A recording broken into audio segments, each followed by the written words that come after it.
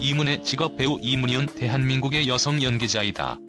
배우 이문희 나이 1959년 1월 1일 배우 김영철의 부인이기도 하다. 1978년 미스 롯데 선발대회 선으로 데뷔하였고 이어 같은 해 TBC 동양방송 20기 공채 탤런트 데뷔하였으며 1980년 영화 의조연으로 영화배우 데뷔하였다. 김영철 직업 대한민국의 배우 김영철 나이 1953년 2월 25일 김영철 고향 출생지 대구광역시 1977년 데뷔 후 청년기 중장년기를 거치며 중견 연기자로 꾸준히 활동하다 2000년대 이후 카리스마 악역 왕보스 연기로 주목받았다.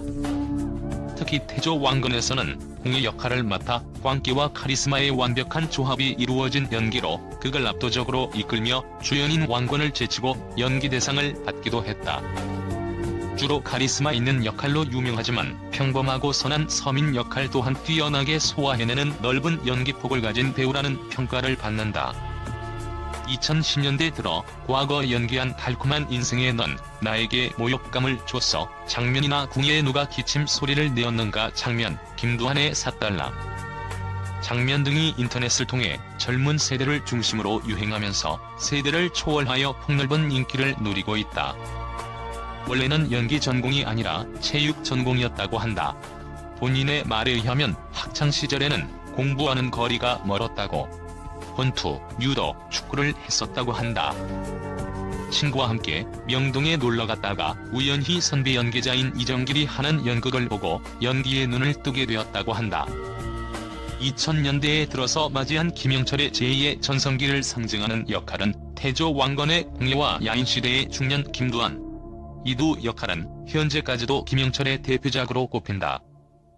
KBS 대하드라마의 궁예 역은 그가 1980년대 보여주었던 카리스마를 집대성한 명연기를 보여주었고 종영 이후에도 회자되는 김영철의 대표작으로 자리매김하였다. 궁예는 애초에 주인공도 아니었고 총 200부작 드라마 중 80부까지만 나오는 것으로 계약된 배역이었는데 예상을 초월하여 궁예 역할이 시청자들로부터 큰 인기를 얻게 되는 바람에 이번 연장되어 120부까지 출연하게 되었다. 드라마의 절반 넘게 궁예가 주인공 왕건보다 더 주인공 같다는 평가를 받으며 주목받았고 결국 김영철이 타이틀롤이 아님에도 그해 연기대상까지 차지한다. 대상 수상자가 주인공 역할이 아니라는 사실이 당시 관례에서 보면 꽤나 파격적이긴 했지만 당시 김영철의 궁예 연기가 2000년 한 해 내내 이슈였을 정도로 너무나 뛰어났기에 주인공이 아닌 역의 대상 수상에도 논란이 전혀 없었다. 본인은 주인공도 아닌 자신이 스포트라이트를 독식해서 왕건 역의 최수정과 라이벌 견훤 역의 서인석에게 미안했다고 한다. 드라마 1기 후반부로 갈수록 궁예가 광기 어린 감정 표현을 하거나 축복의 모습을 보이거나 하는 등 비정상적인 모습을 자주 보이는데 이런 장면들에서 김영철은 특히나 신들린 연기력과 발성을 선보였기에 시청자들 뇌리에 깊이 남을 수밖에 없었다. 가령 술 취한 궁예가 사람을 쳐 죽이는 장면에선 취중에 혀가 고이는 것에서부터 술 취한 사람이 비틀거리며 움직이는 것까지 진짜 술 취한 것처럼 재현하였다. 김영철은 실제로 삭발을 하고 연기에 임했다. 또한 장기간 한쪽 눈으로 연기한 탓에 시력에 이상이 와서 드라마가 끝나고 고생했다고 한다. 궁예 역에 임한 김영철의 마음가짐도 남달랐다. 방영 전에 연말 특집으로 태조 왕건의 전 출연 배우가 사극 복장을 하고 출연하여 드라마 홍보를 하는 코너가 있었는데 여기서 김영철은 연기대상을 받을 욕심을 가지고 이 역에 임하고 있다고 언급한 것.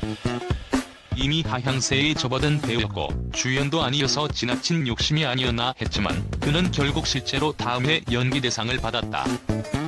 이전까지 김영철의 장편 사극 출연 경력은 1991년 KBS에서 방송한 왕도의 홍구경 역, 드라마 토지에서의 김환영, KBS 특별극 땅올림에서 고산자 김정호 역을 맡은 정도에 불과했으나 궁예 역할을 맡은 이후 사극에서도 각광받는 배우가 되었다. 옴마니, 반매 홈, 짐은 미륵인이다 등 김영철 특유의 몸동작과 말투로 표현된 궁예 대사들은 수많은 유행어를 낳았다. 특히 궁예가 자주 썼던 관심법이란 대사는 단순한 유행어를 넘어 상대방의 뜻을 아는 척하며 넘겨짚는 행위를 비아냥거리는 뜻으로 이후까지도 폭넓게 사용되게 되었다. 관심법 대신 궁예질이라는 말이 같은 뜻으로 쓰기도 한다. 태조 왕건 방영이 끝나고도 코미디나 예능 프로그램에서 여러 연예인들이 궁예 유행어를 따라하고 궁예 패러디 연기를 하는 경우가 매우 많았을 정도로 시청자들의 기억에 깊게 남는 대히트를 친 역할이라 할 수 있다. 이후 김영철은 강렬했던 궁예 이미지를 벗어나기 위해 많은 노력을 했다고 한다. 태조 왕건의 후반부 때 휴식을 취하다가 드라마가 종영하자마자 위기의 남자에 출연한 적도 있고, 평생 연기를 해야 하는 연기자의 입장에서 이미지가 한쪽으로 고착되는 것은 좋은 일만은 아니기에 방송 인터뷰에서도 궁예 이미지로 굳어지는 게 다소 안타깝다는 뉘앙스의 발언을 하기도 했다. 한동안 사극에 출연하지 않다가 2008년 대왕 세종에서 태종 이방원 역을 맡았는데 그동안 사극 섭외를 정중히 거절한 이유는 바로 궁예 때문이라고 인터뷰했다.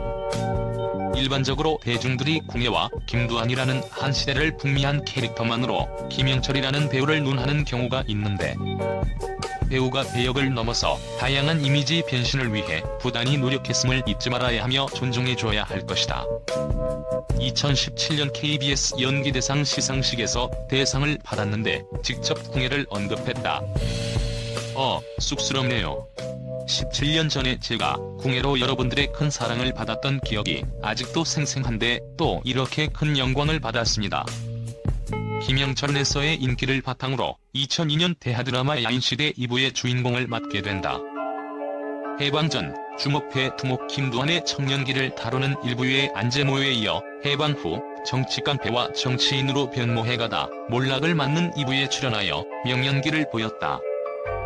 그러나 당시 최고의 시청률을 자랑하며 안재모에게 연기대상까지 안겨준 1부의 히트와 화제성에 비해 2부는 비교적 인기가 많이 하락한 편이었다.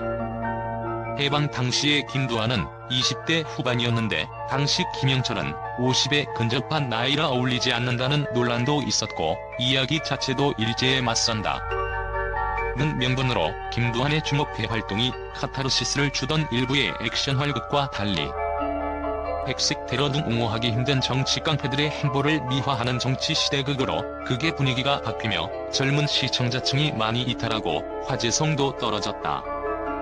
그나마 중장년층의 고정 시청자가 있었기에 20% 이상의 시청률이 유지되어 연장 및 종영까지 순탄하게 진행될 수 있었지만 2부 중반부터 김영철의 극중 비중마저 이정재 역의 김영호에게 밀린다는 평가까지 받았을 지경이었다. 그러나 10여 년의 세월이 지난 후 내가 고자라니 4달러 등이 인터넷상에서 폭발적으로 유행하게 되었고, 야인시대의 김두한은 특이한 방향으로 김영철에게 시기와 세대를 초월한 인기를 선사하는 배역이 되었다.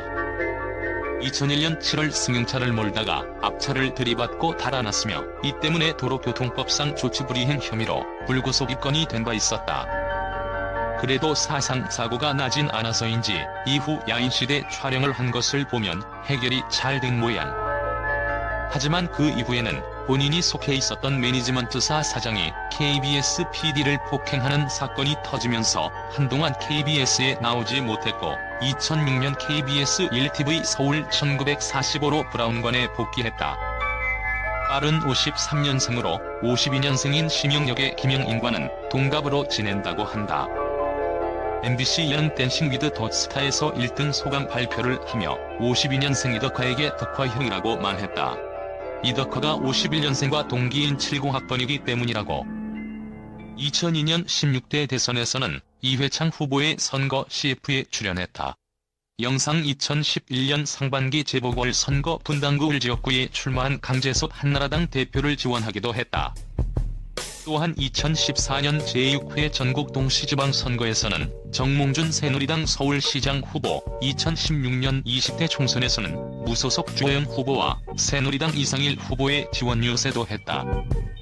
다만 이명박에 대해서는 공개 지지 선언을 하지는 않은 것으로 보인다. 이렇듯 출신 지역이 TK 지역의 중심인 대구인지라 새누리당 계열을 주로 지지했다.